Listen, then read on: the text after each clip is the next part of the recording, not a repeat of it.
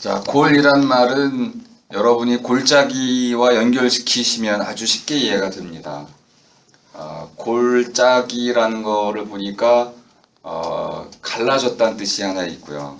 그리고 예전에 그 사람들이 살던 곳은 되게 물이 있는 곳이고 또 짐승으로부터 보호받는 곳이니까 탁 트인 곳이기보다는 이렇게 보호받을 수 있는 계곡 같은 곳에 주로 마을을 많이 세우거나 또는 산등성이나 산 꼭대기 이런데, 고구려라는 낱말의 의미도 고는 높을 고자인데 구려라는 게 원래 울 해서 이제 마을이라는 뜻이에요. 높은 마을, 그러니까 성을 둘러 쳐가지고 적으로부터 또는 이제 뭐 이런 동물들로부터 완벽히 보호를 받는 높은 곳에 세워진 나라, 높은 나라라는 뜻으로 나라 이름을 지었었습니다. 그러니까 골 한다는 것은 나름대로 이렇게 갈라진 영역들로부터 무엇인가를 잡는 것이다. 그럼 나머지 다른 부분들은 버리는 것이네요. 이제 그런 선택의 의미로도 우리가 그 나가섬 또는 이제 인간의 본질, 아마 실존 철학 전체에서 가장 중요한 말을 꼽으라면 자유를 꼽겠죠. 실존 철학자들이 가장 고민했던 부분은 서양의 근대 16세기부터 끊임없이 쟁취하려고 했던 거, 왕정으로부터 독재로부터 끊임없이 모든 사람의 자유와 평등을 쟁취하려고 그랬죠. 많은 사상가들이 그걸 위해서 최선의 노력을 다했습니다. 그 결과가 이제 현대라고 할 수 있는데, 이 자유에는 그런데 어려운 부분이 하나 있어요. 선택이 들어간다는 겁니다. 자유만 주어지고 선택은 안 하면 안 될까요? 선택이 왜 어려우냐면은 하나를 골라 잡으면 나머지를 버려야 돼. 여러분이 남자 한 명을 잡으면 나머지 남자를 다 버려야 되는, 너무 버리는 게 아깝잖아. 후회가 생기는 거죠. 그래서 이 선택에는 굉장한 망설임과 두려움, 또는 내가 이제 잃어버리게 될 그것에 대한 아쉬움, 이런 것들이 남아가지고 선택을 어렵게 만듭니다. 근데 더 문제가 되는 것은 지금 적절한 때에 선택을 안 하면 그 한 남자도 얻을 수가 없는 거야. 그러니까 이제 선택의 딜레마가 생기는 것인데, 선택이라는 것은 버리는 것이다. 이제 거꾸로 생각할 수도 있습니다. 버리면 선택할 수 있죠.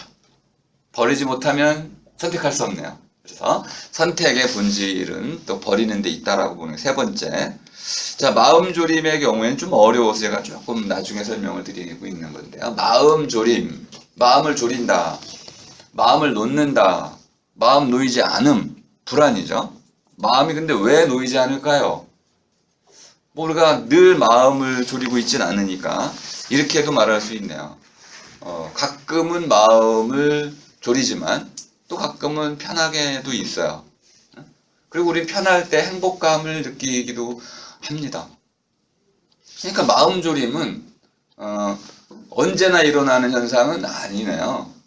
그런데 왜 지난 강의에서 마음 조림을 마치 인간의 본질인 것처럼 강의를 하셨나요? 이렇게 물을 수도 있는 거네요. 그래서 마음 조림이 과연 우리 삶의 근본 뼈대인지 헌법과 같은 건지, 이 헌법이란 말이 참 번역이 이상한 번역이, 민법, 헌법 이런 말들 도저히 이해가 안 됩니다.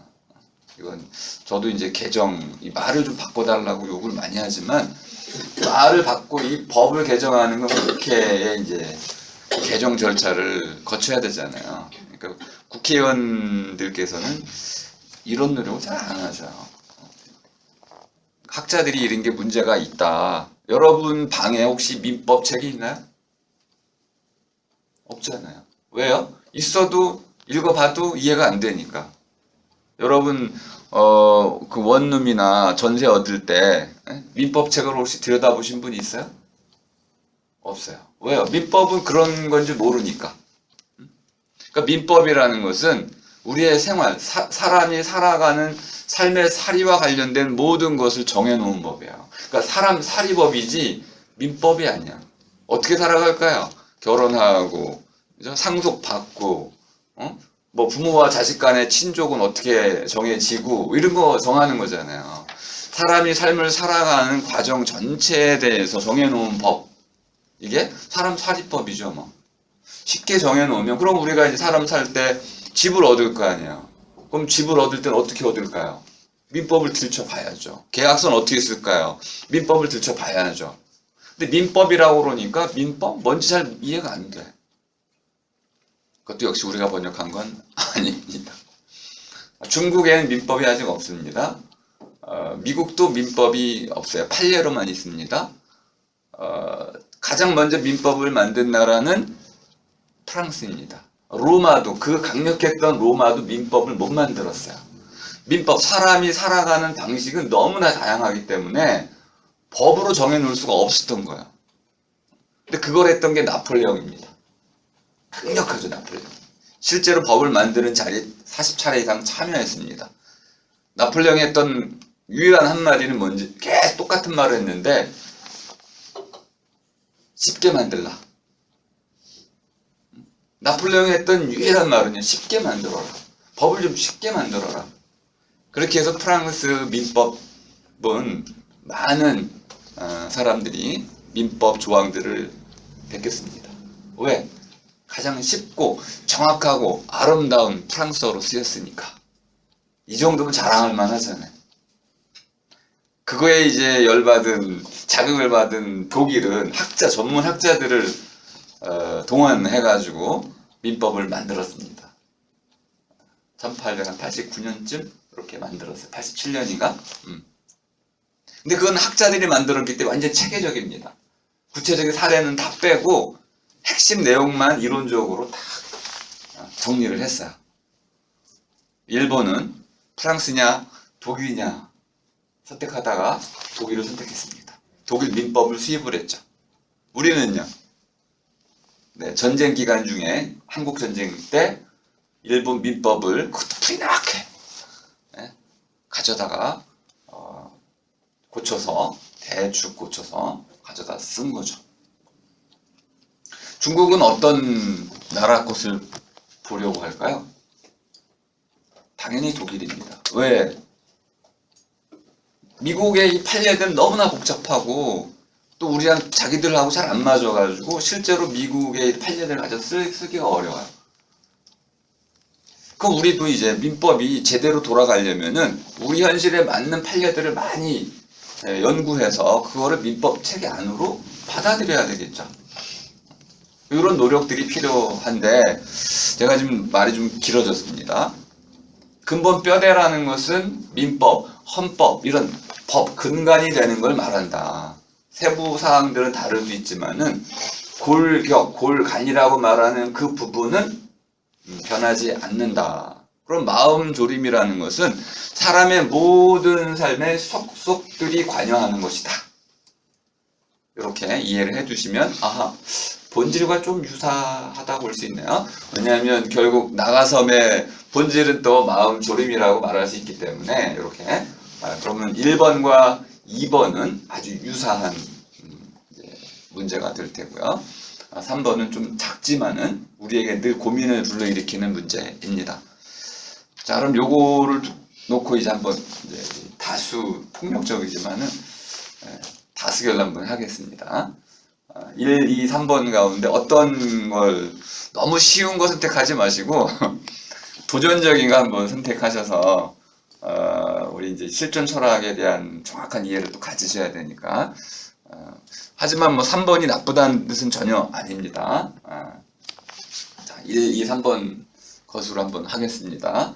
가장 쉬운 것부터 하겠습니다. 3번. 자, 3번이 좀 만만해서 아직은 우리가 뭐 어려운 주제로 토론하기는 어렵지 않은가요, 선생님? 만만한 것부터 한번 해봐야 될 것 같습니다. 3번이 적절합니다. 자, 3번을 선택하실 분 흔들어주세요. 네 분 정도가 드셨네요. 네, 좋습니다. 자, 그러면 1번으로 가보겠습니다. 물론 이성이 당연히 필요한 거죠. 감성, 이성, 영성. 오늘날에 이제 영성도 말하고 철학자들은 텔레파시도 말합니다. 여러분에게 좀 농담처럼 들리겠지만 농담이 아니고 실제로 인간의 또 다른 능력이 있지 않겠는가? 직관 이런 것에 바탕을 두기도 하지만 아직 미스테리한 텔레파시와 같은 능력이 잠재되어 있는 것 같다.